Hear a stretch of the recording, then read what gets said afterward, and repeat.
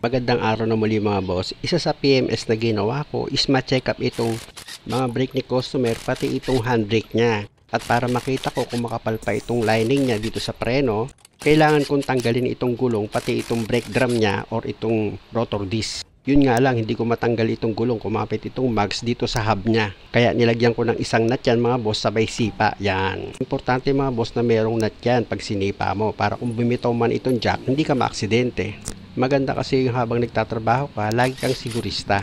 At dahil nga sa lumuwag na itong gulong, pwede mo na ngayon tanggalin yan mga boss para makita mo kung makapal pa itong brake pad niya at pati itong brake shoe dito sa handbrake. Alam nyo mga boss, ang purpose pa lang dito ni customer, ma-check up ko lang muna itong sasakyan niya kung okay pa ba yung mga preno. Tapos i-reschedule yan para gawin.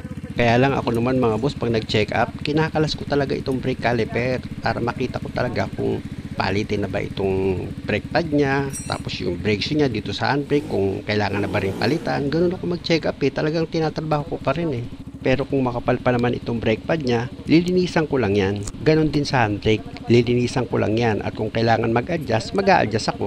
Ayon nga kay customer, yung preno niya daw at saka yung handbrake niya, wala pa naman daw siyang nararamdamang kakaiba. Kaya malalaman natin ngayon yan after kung ma-check up. Sa pagtanggal ng brake caliper mga boss, gagamit ka dyan ng box wrench na number 14 para maluwagan mo yung dalawang bolt dito sa brake caliper. Na kung makikita nyo, babataas yan mga boss, itong nakalagay na dalawang bolt. At pag naluwagan nyo na yan, pwede nyo na yan kamayin mga boss para mas mabilis yung matanggal itong dalawang bolt. Tapos pwede mo na ngayon iangat itong brake caliper mo. Ayan mga boss, hihilahin mo lang yan pataas mga boss, dahan-dahan. At kung makikita nyo itong brake pan niya mga boss, dito sa rotor disc, hindi pantay yung pudpud. Dito sa side na to, sa kanan, makapal. Dito naman sa kaliwang side, medyo manipis na siya.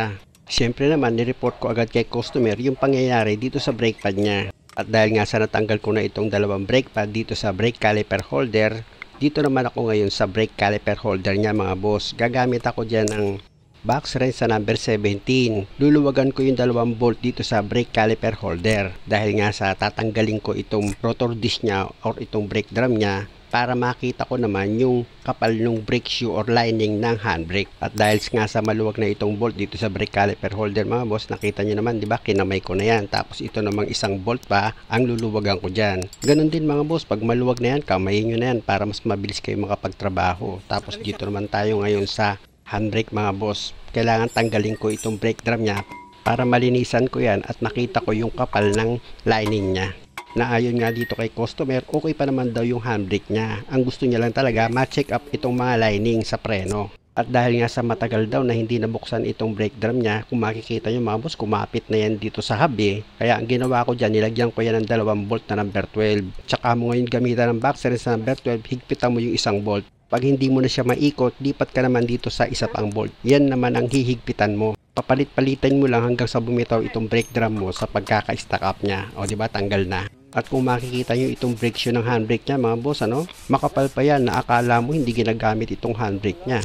Kaya pala sabi ni customer, wala naman daw siyang problema dito sa handbrake. Malakas pa rin daw. Kaya kung makikita nyo mga boss, nilinis ko na lang yan. After ko siyang maliha, ginamitan ko ng brake cleaner, tapos pinatuyo ko yan. Ganon din dito sa brake pad mga boss, nilinis ko na rin yan dahil nga sa for check up nga lang talaga yung usapan namin dito.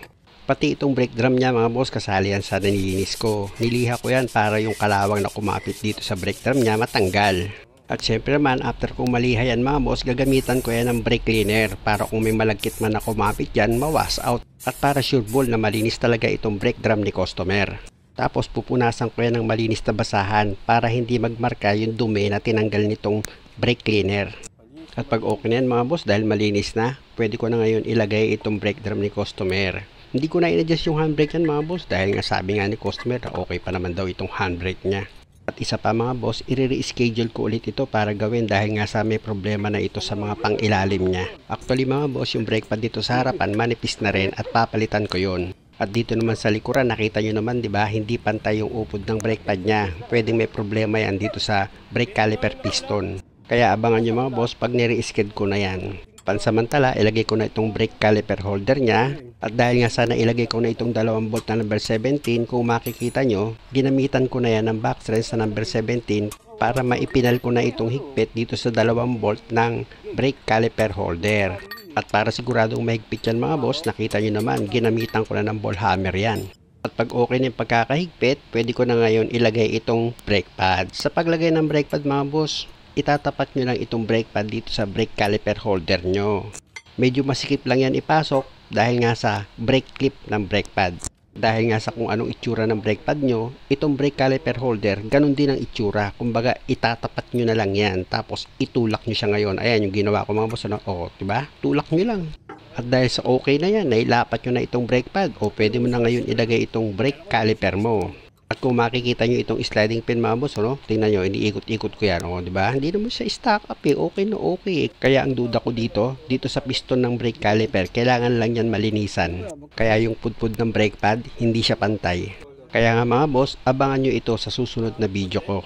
At dahil nga sana ilagay ko na itong brake caliper, nakita nyo naman ipinapakapit ko na itong 2 bolt dito sa thread ng sliding pin bolt. Pag okay na yung pagkakalagay nyo ng 2 bolt dito sa brake caliper, gamit ka na ngayon ng box wrench sa number 14. I-final mo na yung higpit dyan mga boss. Siyempre naman dapat sigurado ka sa pagkakahigpit mo ng 2 bolt dito sa brake caliper. At pag okay na, pwede mo na ngayon ilagay itong cover ng sliding pin bolt mo. Pag nailapat mo na yan ng maayos, pwede mo nang ilagay yung 2 bolt na number 10. Ayan mga boss, yung nilalagay ko. Tapos, gamit ka ngayon ng socket wrench sa number 10. Higpitan mo na ng maayos yan. At dahil nga sa okay na yung pagkaka-check up ko dito mga boss, pwede ko na ngayon ilagay itong gulong niya. Muli mga boss, maraming salamat sa panonood. Sana nakakuha kayo ng idea kung paano mag-check up. At kung okay lang naman sa inyo, huwag nyo naman sanang kalimutang mag-subscribe sa channel ko. Salamat!